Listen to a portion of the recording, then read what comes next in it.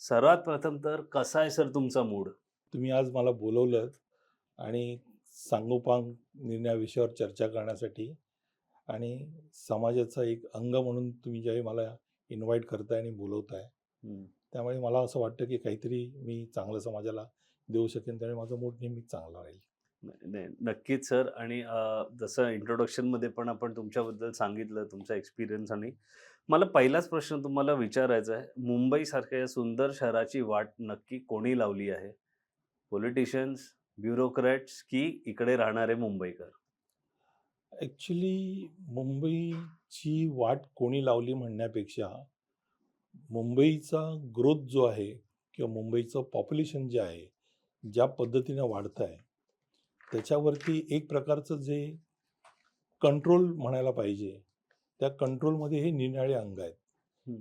ब्युरोक्रॅट्स येतात, पॉलिटिशियन्स येतात आणि त्या ठिकाणची असणारी लोकं आहेत. आणि ह्या सगळ्या तिघाही लोकांना एक पूरक असं बांधणी, आखणी करून ती वाढ व्हायला पाहिजे.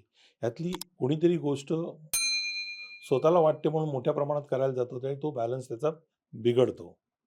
उदाहरणार्थ मुंबईमध्ये तिन्ही बाजूनी मी आर्किटेक्ट आहे. हं. तिन्ही बाजूनी बेट असल्यामुळे पाणी आहे आणि त्याला वाढ व्हायला तेवढी स्कोप नाही आहे. मग तुम्ही त्याचं नियोजन आणि प्लॅनिंग करताना लोकांना काय वाटतं, मला काय वाटतं म्हणून प्लॅनिंग नाही व्हायला पाहिजे.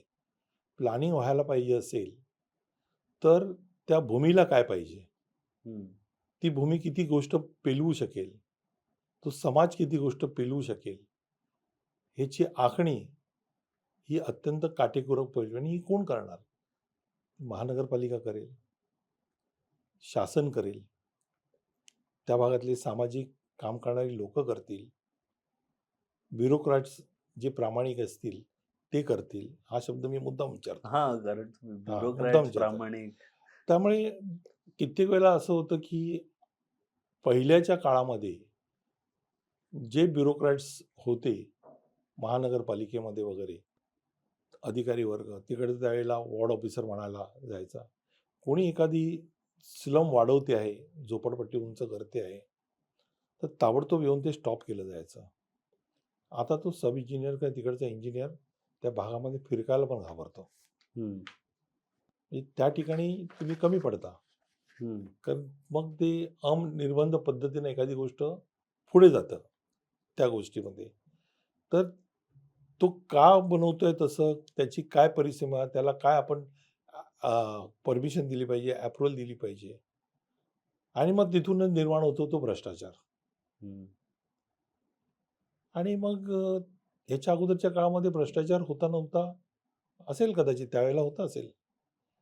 पण आता जो आहे ती परिसीमा आहे. मग तो सर्वसाधारण माणूस, व्यक्ती कुठूनही गोळा करतो, पैसे काही करतो आणि त्याची नीड असते, त्याची ती नीड आहे एखादी गोष्ट करून घ्यायची.